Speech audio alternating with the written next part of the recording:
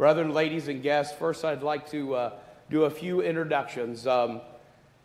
Many of us have a wonderful, faithful lady that travels with us and joins us in our journey. And oftentimes it's said, behind every good man, there's a good woman. But my lady, the First Lady of Indiana Freemasonry, has been beside me, not behind me. Since I was installed as Grand Marshal, the travels, the times, the good times, the bad times, the hard times, the many numerous cans of green beans that have been consumed. She still doesn't like green beans, but she still likes me, I believe. But I would like to introduce to you the First Lady of Indiana Freemasonry, my wife, Mel Seipel.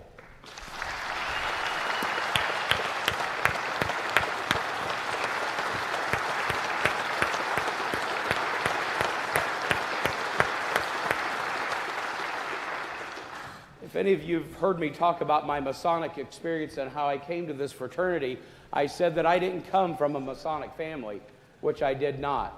But I am proud to say that I have created a Masonic family. My son, Jess Seipel, Master Mason at Temple Lodge 47.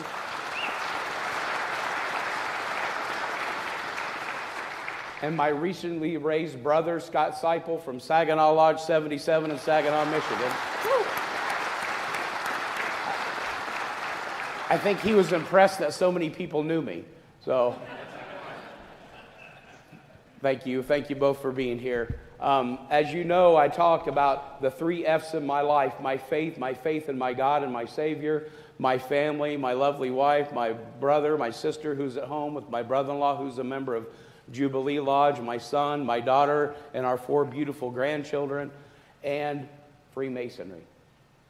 Freemasonry has changed my life, and I appreciate that. And part of that is because of my brothers from Temple Lodge 47 and some of their associates. If my brothers from Temple Lodge 47 would stand up, I see them back this way. Don't be embarrassed. Thank you, brothers.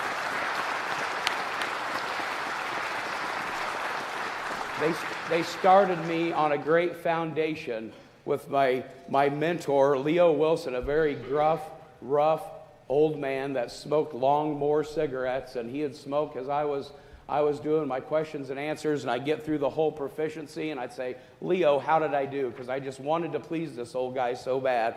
And he'd take a long draw off that Moore cigarette and blow the smoke out and say, you missed 2 words, kid. And I'd go, what 2 words? And he'd take another long draw and blow the smoke out. He goes, that's for you to find out. But he laid a wonderful foundation of the importance of not only learning our ritual, but then of understanding it so then we can live it. And now, my brothers, I'm going to step on the floor where all good Masons meet on the level. And as we part on the square, I want to tell you that there is a power in Freemasonry. Freemasonry is a powerful organization. We're not a club. We're not a service group. We are a banded group of men that want to be better men. And there's power in that. I want to tell you about a story that happened Monday morning. I was busy in the midst of jurisprudence, listening to Roger talk and talk and talk. But it was serious business. And my phone, which rings all the time, was ringing and ringing and ringing. And I was getting a little bit annoyed because I was trying to pay attention. I had 9,000 other things on my mind. And finally, it rang, and I sent a text. I go, I'm in an important meeting. I will call you as soon as I can. I got a text back instead of a phone call that said, I'll be waiting on your call. I need a Mason to pray with me. I got out of that meeting as soon as I could. I picked up the phone. And on the other end of the line was Brother Scott Hebbard from New Albany Lodge number 39. And he said, Brother Randy, and he started crying. And I said, Scott, what is the matter? He lost his son that morning, 21 years old. Now I want to tell you that Scott is a good Mason and a good family man, and very active now in Freemasonry. But he's also an ordained minister. He's a full-time minister, a man of the cloth. And I was touched, extremely touched. Not that he called me, but that he called a Mason. That he picked up the phone in that hour, that moment of the great despair of losing a child, and he called a Mason.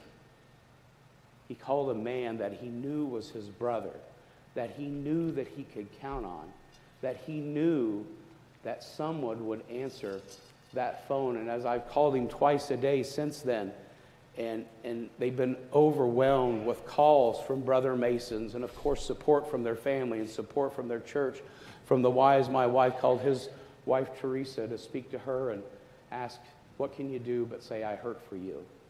My brothers, there is power. There is power in this fraternity.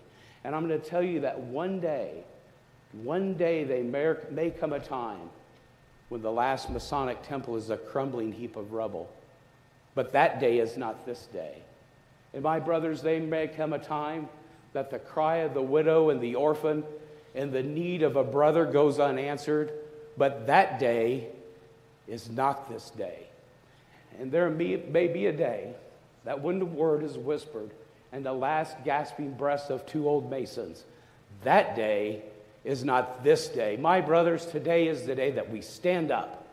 We stand up together as men and as Masons, man to man, hand to hand, heart to heart, and we put our words into action.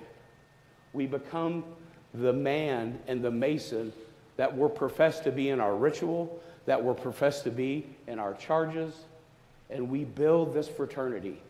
We build this fraternity not for the sake of numbers, not for the sake of, look how far we've grown, look how many members we have, but for the sake of brothers, so that each one of us can be accessible to that brother that calls in need, that each one of us can answer the call to the widow, to teach, to help a man grow, and a man grow to live. That is what this fraternity is built upon. My brothers, my ringing challenge this year, and I hope the ringing challenge of every Mason across the state of Indiana, is to follow me to Freemasonry. Be the kind of man in your family, in your profession, in your business life, in your church that other men want to be. So men will go, what is different? What is different about, I see Jim Sharp up there. What is different about him? I want to be like Jim. Jim's a good man. He's a strong man. He's helpful. He's kind. He's wise. How can I do that? Freemasonry.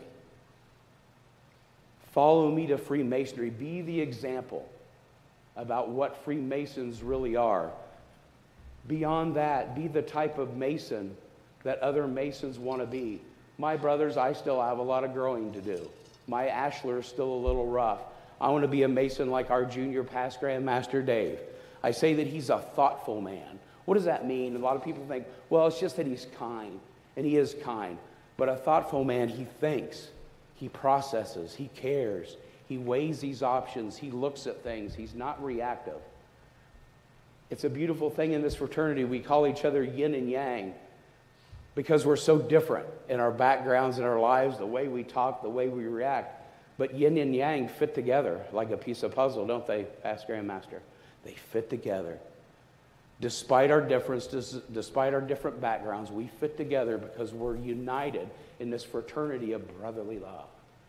Brotherly love, relief, and truth. So be the type of Mason that other Masons want to be, and then our newly raised Master Masons won't go home and never come back.